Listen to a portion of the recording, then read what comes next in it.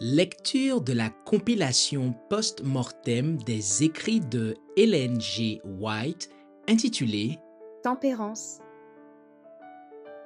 Chapitre 26. La volonté, clé du succès. Un corps à corps avec le diable. Lorsque les hommes se contentent de vivre pour le monde, les penchants de leur cœur sont en harmonie avec les désirs de Satan, et sa volonté se réalise. Mais s'ils cherchent à abandonner le drapeau noir de la puissance des ténèbres pour se ranger sous la bannière ensanglantée du prince Emmanuel, le combat s'engage et la lutte se poursuit sous les yeux de l'univers céleste. Tous ceux qui luttent pour la bonne cause doivent mener un corps à corps avec l'ennemi. Ils doivent revêtir toute l'armure de Dieu pour pouvoir déjouer les ruses du diable. Manuscrit 47, 1896. L'homme doit faire sa part. Dieu ne peut pas sauver l'homme contre son gré des artifices et de la puissance satanique. Celui-ci doit lutter de toute sa force, soutenu par la force divine du Sauveur, résister et vaincre à quelque prix que ce soit. En un mot, l'homme doit vaincre comme le Christ a vaincu. Alors, grâce à la victoire qu'il a le privilège de remporter par le nom tout-puissant du Christ, il peut devenir héritier de Dieu et co-héritier du Christ. Il n'en serait pas ainsi si Jésus seul remportait la victoire. L'homme doit faire sa part. Il doit gagner la bataille par lui-même, soutenu par la force et la grâce que Jésus lui envoie. L'homme doit coopérer avec le Christ s'il veut être victorieux. Alors, il aura part à la gloire du Christ. The Review and Herald, 21 novembre 1882. Sois un homme. Les victimes des mauvaises habitudes doivent faire des efforts persévérants pour s'en affranchir. On peut tenter l'impossible pour les relever, leur parler de la grâce de Dieu offerte gratuitement pour les sauver. Le Christ peut intercéder en leur faveur. Les anges peuvent intervenir. Tout sera inutile s'ils n'entreprennent eux-mêmes la lutte libératrice. Les dernières recommandations de David à son fils Salomon, jeune encore et sur le point d'hériter de la couronne d'Israël, furent « Fortifie-toi et sois un homme ». 1 Roi 2, verset 2. Ces paroles s'adressent encore aujourd'hui à tous ceux qui recherchent une couronne impérissable. Les buveurs qui se complaisent dans leur passion doivent être amenés à se rendre compte qu'une grande rénovation morale est indispensable s'ils veulent être des hommes. Dieu leur demande de recouvrer leur virilité perdue par leur faiblesse coupable. Rayon de santé 204, 205. Il doit résister au mal. Entraînés par la force de la tentation et de la passion, beaucoup s'écrient, désespérés. Il m'est impossible de résister. Dites à ces pauvres gens qu'ils peuvent, qu'ils doivent résister. Peut-être ont-ils été maintes fois vaincus, mais il ne faut pas nécessairement qu'ils le soient toujours. Moralement faibles, asservis aux habitudes d'une vie de péché, leurs promesses, leurs résolutions sont comme des murs de sable.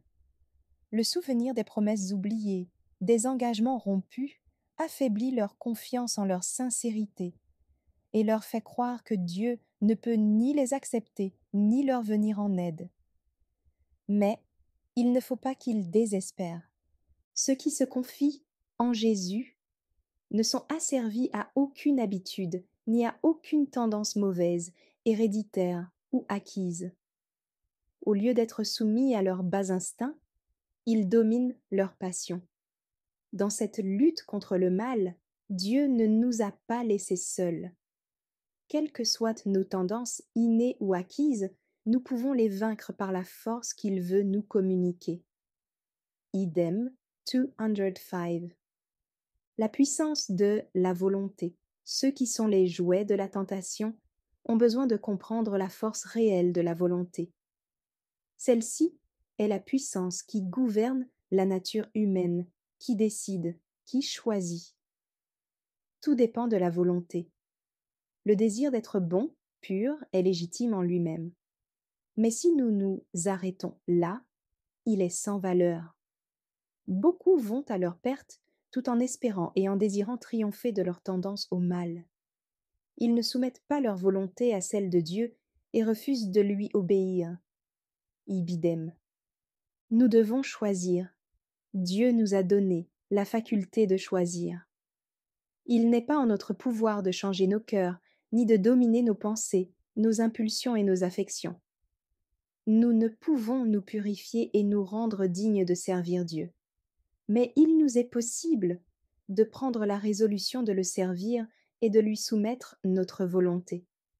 Alors il opérera en nous le vouloir et le faire selon son bon plaisir, et toute notre nature sera soumise au Christ.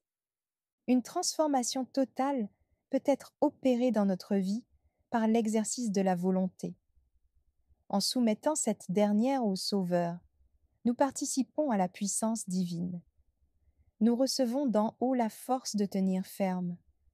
Une vie noble et pure, qui triomphe des désirs et des passions, est rendue possible à quiconque veut unir sa volonté, faible et chancelante, à la volonté divine, toute puissante et inébranlable. Idem 206. Importance d'une volonté bien orientée. La volonté est la puissance qui gouverne la nature humaine. Si la volonté s'exerce dans la direction du bien, tout le reste de l'être suivra son orientation. La volonté n'est pas le goût ou le penchant, mais c'est le choix, le pouvoir de décision, la puissance absolue qui amène les hommes à obéir ou à désobéir à Dieu. Vous courez un péril constant, aussi longtemps que vous n'aurez pas compris l'importance de la volonté.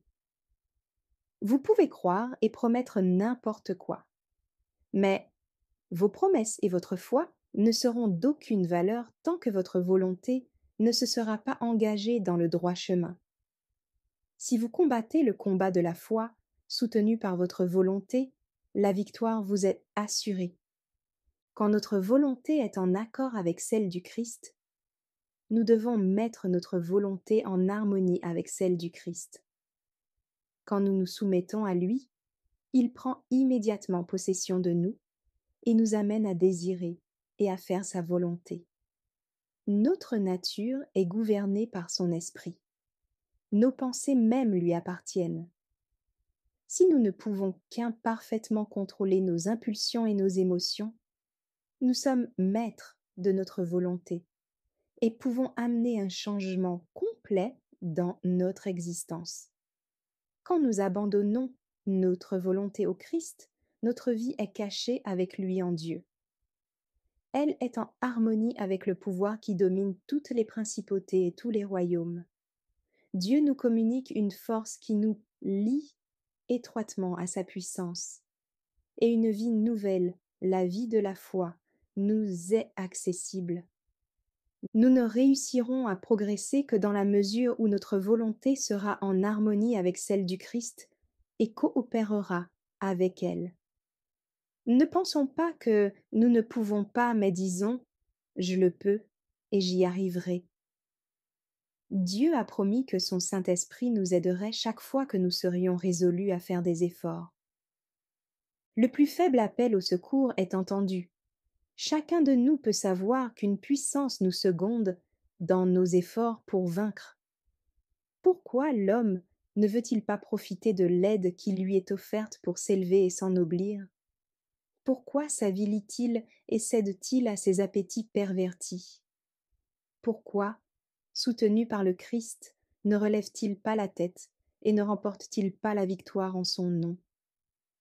Jésus entendra la plus humble prière que nous ferons monter vers lui. Il a compassion de la faiblesse de chaque âme. Lui qui a le pouvoir de sauver l'homme peut aider chacun de nous. Je vous conseille d'aller au Christ, le Sauveur des pécheurs. Lui seul peut vous donner la force de vaincre toutes les tentations. Des couronnes pour tous les vainqueurs. Le ciel représente pour nous le bien suprême. Nous ne devons prendre aucun risque inutile en ce qui concerne les choses spirituelles et ne pas nous aventurer au hasard. Sachons que nos pas sont dirigés par le Seigneur et qu'il nous assiste lorsque nous nous efforçons de remporter la victoire. Des couronnes attendent les vainqueurs. Une robe blanche est préparée pour chacun d'eux. Un monde de gloire éternelle accueillera ceux qui recherchent l'honneur et l'immortalité. Tous ceux qui entreront dans la cité de Dieu y entreront en vainqueurs. Ils n'y seront pas reçus comme des condamnés, mais comme des fils de Dieu. Et l'accueil réservé à tous ceux qui y pénétreront sera « Venez, vous qui êtes bénis de mon Père, prenez possession du royaume qui vous a été préparé dès la fondation du monde. » Matthieu 25, verset 34. C'est avec joie que je prononce les paroles qui peuvent aider les âmes hésitantes à se confier dans le secours divin et à développer un caractère que Dieu a plaisir à contempler. Dieu les y invite. Il veut leur prodiguer d'abondantes bénédictions. Il se peut qu'elles jouissent de toutes les facilités leur permettant de développer un caractère parfait. Mais tout sera vain si elles ne sont pas disposées à faire leur part. Elles doivent mettre en œuvre les énergies que Dieu leur a données. Sinon, elles s'égareront de plus en plus et ne seront d'aucune utilité pour le temps présent ou pour l'éternité. Christian Temperance and Bible Hygiene, 147 to 149. Merci d'avoir écouté cette lecture. Si vous avez des questions ou des remarques sur le thème abordé, n'hésitez pas à les partager dans les commentaires et notre équipe ne manquera pas de les considérer. À bientôt sur lereste.org.